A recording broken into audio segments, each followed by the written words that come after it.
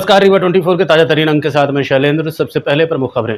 शांतिपूर्वक मनाया गया ईद उल अजहा का त्यौहार, शहर काजी ने की अमन चैन बनाए रखने की अपील। जानकी पार्क में दिन दहाड़े महिला ने दुकान से साड़ी की पार, दुकानदार ने रंगे हाथों पकड़ा, घंटों चला ड्रामा।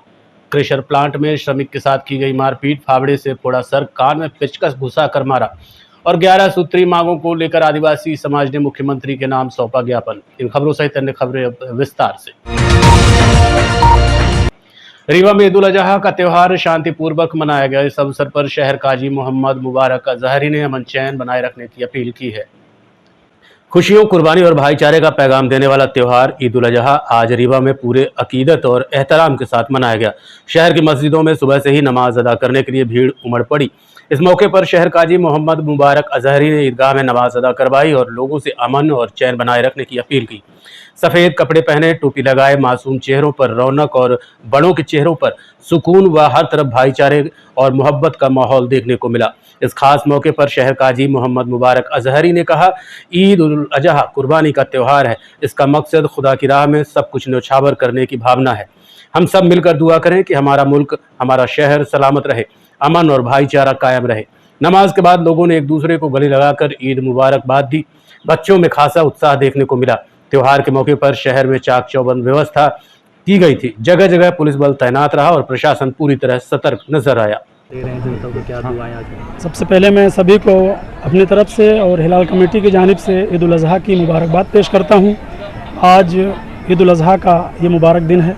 सभी लोगों ने नमाज़ें अदा की और हम सब ने यहाँ दुआ की कि अल्लाह ताला हम सब के दिलों में मोहब्बतें पैदा करे, हमारे मुल्क में अमन व अमान और भाईचारा कायम रखे, हमारे मुल्क को तरक्की अता करे और ख़ास तौर पर दुश्मनों से हमारे मुल्क की हिफाजत करे और इसका नाम पूरी दुनिया में खूब रोशन करे।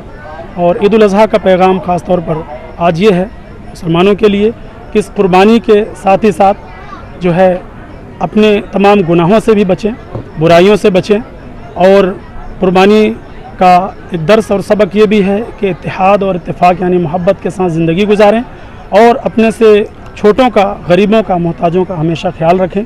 और कुर्बानी अदा करते वक्त में इस बात का ज़रूर ख्याल रखें कि साफ़ सफाई का एहतमाम रखें और जानवरों के जो भी अवशेष हों, जो खाल वगैरह या जो भी चीज़ें हों, उनको आप हरगिज़ कहीं पर खुली जगहों पर न डालें। प्रशासन की तरफ से जो है नगर निगम की गाड़ियाँ शाम को 4 बजे से 6 बजे के बीच में सभी मोहल्लों में जाएंगी। तो अब मेरी गुजारिश है सभी से कि अपने कुर्बानी के जानवरों का जो भी अवशेष हो, जो बाकी चीज़ें हैं, उन सभी को आप उन गाड़ियों में दे दें। प्रशासन उसको सही जगह उसको दफनाने का इंतज़ाम करेगा।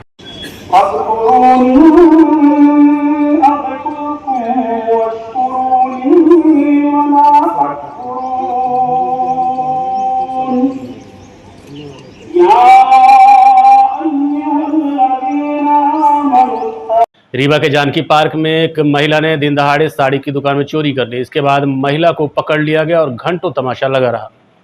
शहर के जानकी पार्क में कपड़े की दुकान से एक महिला ने साड़ी खरीदने के बहाने दुकान से साड़ी ही पार कर दी। साड़ी की कीमत लगभग 900 रुपये थी, जिसे चोरी के बाद उसने बैग में डाला और स्टेचू चौराहे में चोरी की साड़ी को 200 रुपये में बेचते पकड़ी गई। दुकानदार ने पीछा करते हुए महिला को रंगे हाथों पकड़ा। इसके बाद तमाशा देखने वालों की भीड़ लग गई। लोग ये जानने को उत्सुक थे कि आखिर माजरा क्या है। हालांकि महिला ने इस बात को लेकर बोला कि वो साड़ी ले आई है और अपनी बेटी को दिखाना चाहती थी। ये भी माना कि उससे गलती हो गई है। ये पहला मौका नहीं है जब महिलाओं द्वारा इस तरह के अपराध को अंजाम दिया गया है। इसके पहले भी कई तरह के ऐसे मामले सामने आ चुके हैं जिसमें महिलाओं द्वारा गहने, जेवर, कपड़े आदि चोरी करने के मामले दर्ज किए गए हैं, पर महिला समझकर उन्हें छोड़ दिया जाता रहा। फिलहाल मामले की शिकायत सिविल लाइन थाने में दर्ज करा दी गई है। घटना को लेकर मौके पर मौजूद लोगों ने क्या कहा, आप सुनिए। साड़ी सेंटर जानकी पार्क कैसे पता चला कि चोरी की है? सर मैं बैठा था दुकान में, कस्टमर आए हुए थे, इतने में भैया की दुकान है, उसके लड़के ने आके देखा, बोला भैया आपकी साड़ी गई है। वो लेडीज गई अभी और झोले में डाल रही है। मैं बोला यार ऐसा हो ही नहीं सकता। मैं तुरंत कैमरा चेक किया, ये गई ऐसे खड़ी हुई और ऐसे ही साड़ी निकाली और ऐसे ही चुपचाप निकाल ली। क्या नाम है दुकान का और आपका क्या नाम है? साड़ी सेंटर दुकान का नाम है कृष्णानंद द्विवेदी, मेरा नाम है जी। ये कई बार आ चुकी है कि ये हमेशा चोरी करती है सर, लेकिन मैंने आज तक पकड़ नहीं पाया। साड़ी कैसे कम होती है नहीं समझ पा रहा था। आज पकड़ में आई है, चुटकी है। क्यों भाई, कहाँ से आई हो, क्या नाम है? सर कभी कुछ सर नहीं वो करते। सबूत मेरे से गलती हो गई। ये देखिए सर, मैंने ये साड़ी ली है 50 रुपए की साड़ी चोरी की है सर। इधर वहाँ वीडियो से मतलब आए हैं तो हम यहाँ साड़ी दिखाने के लिए हम जा ही रहे थे अरे देने के लिए। मतलब इनकी दुकान गई थी आप साड़ी के लिए? लेकिन हमने साड़ी नहीं चोरी करी, हम कैमरे पकड़ में लिए दिखाया, थे। कैमरे में दिखाया, कैमरे क्लिप तो में हम लेके नहीं तो बिना पैसे देकर आई हैं आप? लेने जा रहे थे, लड़की को दिखाने आए थे। बिना ये पैसे मेरे के से गलती हो गई। कहाँ की हैं आप? एक मिनट सर, इतनी गलती हो गई मेरे आप से। लड़की हो? दुकान वाली है सर, बताइए लड़की को दी है यहाँ पे आके। हाँ, तो उनको पकड़ो सागर भैया इसको, ये साड़ी साड़ी को बेच रही थी क्या? बेच रही थी, पैसे दी थी, फ्री में नहीं देती, पैसे दिए ना, वहाँ पे बैठी थी। कितने में दे रही थी? उसने 300 रुपए में 300 रुपए ले गई। अच्छा, बेचने भी आ गई तुमको? हाँ, पैसा भी दी है, पूछो उसने भी पैसा दी है। अमैया पुलिस ने चोरी की मोटरसाइकिल के साथ आरोपियों को गिरफ्तार कर जेल भेज दिया है। 2 जून 2025 को पुरानी डॉक्टर कॉलोनी से एक TVS motorcycle number MP 17 MN 6359 चोरी हो गई थी, जिसकी रिपोर्ट अमैया थाने में पीड़ितों द्वारा दर्ज कराई गई थी। घटना के बाद पूछताछ की गई और सीसीटीवी फुटेज की सहायता से आरोपियों को चिन्हित किया गया, जिसके बाद मोटरसाइकिल को मानस भवन के पास से बरामद कर लिया गया। इस आरोप में विष्णु केवट, पिता दिलीप केवट, रामनगर जिला मैहर और राजू रावत निवासी भगवार सीधी गिरफ्तार कर लिए गए। जब पूछताछ की गई तो उन्होंने अपना अपराध कबूल किया। घटना के बाद निशानदेही पर बाइक को बरामद कर लिया गया और आरोपियों को जेल भेज दिया गया है। 2 अलग अलग स्थानों से फरियादी अमित कामरानी और डॉक्टर स्वाति सिंह ने रिपोर्ट लिखाई थी कि उनकी मोटरसाइकिल और एक स्कूटी चोरी हुई है, जिस पर पुलिस द्वारा तत्परता दिखाते हुए चोरों को पकड़ा गया है और उनसे जो है दोनों मोटरसाइकिल और स्कूटी बरामद की गई है। और इसमें विष्णु केवट, राजू यादव और मनीष यादव राजू रावत और मनीष यादव 3 चोरों के नाम आए हैं और तीनों को हमने गिरफ्तार किया है। ये सब रीवा के आसपास के ही रहने वाले। गाड़ी बरामद हो गई। गाड़ी बरामद इनके बताए हुए स्थानों पर जो से हमने बरामद की। रीवा पुलिस द्वारा वरिष्ठ अधिकारियों के मार्गदर्शन में शहर में विभिन्न स्थानों से विशाल कॉम्बिंग गश्त निकाली गई। इस दौरान असामाजिक तत्वों को समझाइश देते हुए रवाना किया गया। रीवा जिले में कानून व्यवस्था को और अधिक सुदृढ़ बनाने के उद्देश्य से शुक्रवार की रात पुलिस प्रशासन ने एक व्यापक कॉम्बिंग गश्त अभियान चलाया। इस अभियान का नेतृत्व रीवा IG DIG के मार्गदर्शन में पुलिस अधीक्षक विवेक सिंह द्वारा किया गया। कॉम्बिंग गश्त की शुरुआत शहर के मुख्य थाना क्षेत्रों से की गई। कोतवाली, सिविल लाइन, गुड़ बिछिया विश्वविद्यालय और अन्य थाना क्षेत्रों की पुलिस टीमों ने एक साथ समन्वित रूप से रात्रि भ्रमण किया। इस अभियान का मुख्य उद्देश्य था शहर में सक्रिय सामाजिक तत्वों की निगरानी, संदिग्ध गतिविधियों में की रोकथाम और कानून व्यवस्था बनाए रखना। साथ ही त्योहारों व परीक्षा सीजन के मद्देनजर शहर में शांति और सुरक्षा सुनिश्चित करना भी प्राथमिकता रही। कॉम्बिंग गश्त के दौरान पुलिस टीम ने प्रमुख चौराहों, सार्वजनिक स्थलों, होटलों, ढाबों, लॉज और संवेदनशील इलाकों में सघन चेकिंग की। संदिग्ध व्यक्तियों की तलाशी ली गई और उनका सत्यापन किया गया। कई स्थानों पर मोटरसाइकिलों की भी जांच की गई और बिना कागजात या संदिग्ध गतिविधियों में लिप्त युवकों को मौके पर रोककर पूछताछ की गई। जिन व्यक्तियों को असामाजिक गतिविधियों में लिप्त पाया गया या जिनका पूर्व आपराधिक रिकॉर्ड था, उन्हें मौके पर ही सख्त समझाइश दी गई। पुलिस अधिकारियों ने स्पष्ट संदेश दिया है कि भविष्य में इस प्रकार की गतिविधियों पर कड़ी कार्रवाई की जाएगी। SP विवेक सिंह ने कहा कि हमारा उद्देश्य रीवा को सुरक्षित और शांतिपूर्ण बनाना है। किसी भी प्रकार की अवैध गतिविधियों को बर्दाश्त नहीं किया जाएगा। शहर की शांति में खलल डालने वालों पर कड़ी निगरानी रखी जा रही है।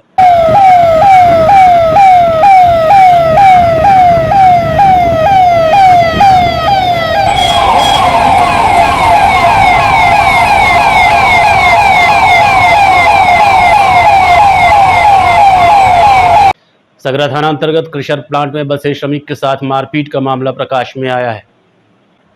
सगरा थाना अंतर्गत क्रशर प्लांट में बसे श्रमिक के साथ मारपीट का मामला प्रकाश में आया है। आरोपी ने फावड़े और पेचकस से पीड़ित के ऊपर कई बार किए, जिसे गंभीर अवस्था में इलाज के लिए भर्ती करा दिया गया है। मिली जानकारी के अनुसार सुशील साकेत का दीपक साकेत से कोई पुराना विवाद चल रहा था, जिसके चलते उसने 5 दिन पहले मारने की धमकी दी थी।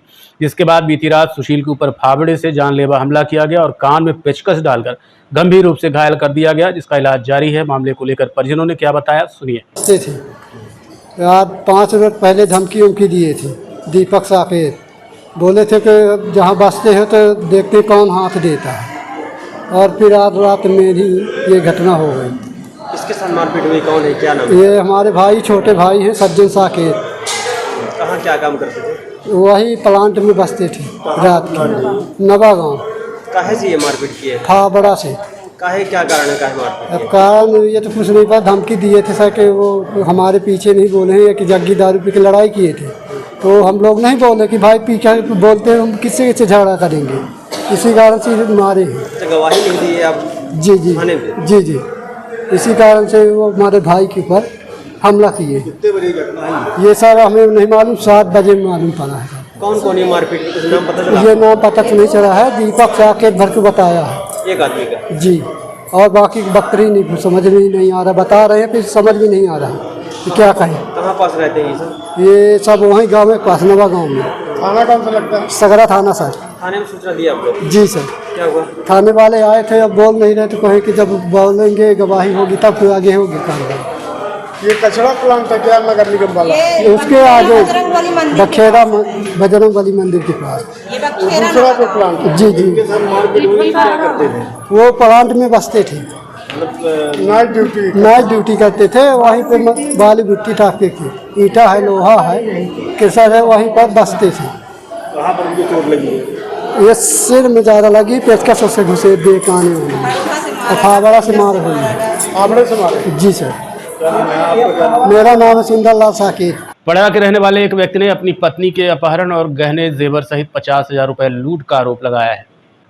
पड़ेरा के रहने वाले एक व्यक्ति ने अपनी पत्नी के अपहरण और गहने जेवर सहित हजारों रुपए की लूट का आरोप लगाया है। मामले को लेकर पीड़ित हरिवंश कोल ने बताया कि मनोज कोल अपने 4 साथियों को लेकर उसके घर में घुसा और मारपीट की। इसके बाद प्रधानमंत्री आवास योजना के तहत मिले 50,000 नगद सहित घर में रखे गहने जेवर और उसकी पत्नी को लेकर फरार हो गया। घटना की शिकायत सिविल लाइन थाने में दर्ज करानी चाहिए, लेकिन दर्ज नहीं हुई। उसके बाद एसपी कार्यालय शिकायत करने पहुंचे हैं। हमारे पास ये घटना भाई साहब, हम मनोज कोल हमारे रूम में आवा रहा, घर में आवा रहा तो 4 लोग लेके आवा रहा, हम कमर 22 पिटवाई सी। हमारा आवास योजना 50,000 लेके चला गया। मनोज कोल हमारे मेरी का अपहरण लेके मनोज कोल लेके चला गया है। एक कंप्लेन कहाँ की है? हम सिविल लाइन एफसी साहब की हैं। एसपी साहब के हैं? हाँ। सिविल लाइन थाने में गए थे? सिविल लाइन थाना में गए थे, कहीं कि तुम रिपोर्ट हमारा नहीं लिखी रही हैं। कहाँ गए? SP office? एफसी ऑफिस जाना साहब। और जो मनोज कोल है वो कहाँ का है? पड़रा का है। पड़रा का है? कम्प्लेक्स में एजी कॉलेज पड़रा कम्प्लेक्स के पास उसका घर है। पत्नी के नाम क्या है? मीना कोल। तुम्हारा नाम क्या है? रविशंकर कोल। और क्या क्या सामान गया? सामान क्या क्या लेके गए? सामान हमारी ये लेके गए पैजेर, सकरी, 4 अंगूठी, 4 ठेलिया, सुई धागा, 2 पायल और 2 पायल और 4 लैकिट लेके के मेरी चली गई। क्या तारीख की घटना है? ये 3 तारीख को घटना है। 12 रहिए Rewa 24 news city cable network. मिलते हैं छोटे से ब्रेक के बाद। हड्डी जोड़ एवं रीढ़ रोग तथा स्त्री रोग एवं प्रसूति रोग का इलाज एक ही छत के नीचे। विघ्नहर्ता hospital and trauma centre, hotel landmark के पास, रतहरा, रीवा। डॉक्टर संतोष सोनी, पूर्व चिकित्सक, बॉम्बे हॉस्पिटल, मुंबई। हड्डी जोड़ एवं रीढ़ रोग विशेषज्ञ, छोटे चीरे एवं दूरबीन विधि द्वारा हाथ तथा पैर की हड्डियों का ऑपरेशन। गठियाबात, जटिल एवं बिगड़े हुए फ्रैक्चर का बेहतर इलाज करते हैं डॉक्टर संतोष सोनी। विघ्नहर्ता हॉस्पिटल ट्रॉमा सेंटर में ही स्त्री एवं प्रसूत रोग विशेषज्ञ डॉक्टर शैलजा सोनी भी उपलब्ध हैं, जिनकी देखरेख में नॉर्मल डिलीवरी, सिजेरियन ऑपरेशन एवं बच्चेदानी से संबंधित ऑपरेशन की बेहतर सुविधा। संतानहीन दंपत्ति तत्काल संपर्क करें। विघ्नहर्ता hospital and trauma centre, hotel landmark के पास, रतहरा, रीवा। सुविधाजनक एवं सफल इलाज हेतु आज ही संपर्क करें। विघ्नहर्ता hospital and trauma centre, hotel landmark के पास, रतहरा, रीवा। मोबाइल नंबर 7828781983 अथवा 8462956774 पर।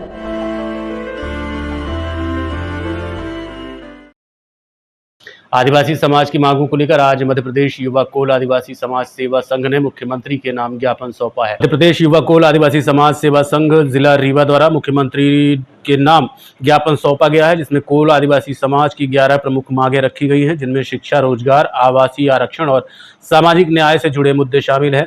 ये ज्ञापन आगामी 9 जून 2025 को भी देवहारी में आयोजित कार्यक्रम के दौरान सौंपा जाएगा। कोल समाज ने चेतावनी दी है कि यदि मांगे नहीं मांगी गई तो देशव्यापी आंदोलन किया जाएगा।